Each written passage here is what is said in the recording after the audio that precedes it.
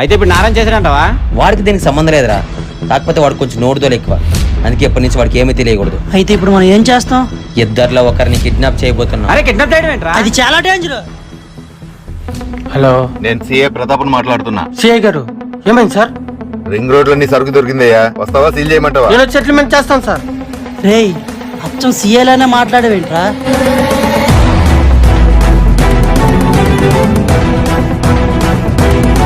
అరే వాడి గురించి అంతా తెలిసాక కూడా వాడిని ఫాలో అవడం కరెక్టేనా? అరే నేను చూసుకుంటా పదరా. నాకెందుకో భయం వేస్తుందిరా. మూసుకొని పదబాయ్.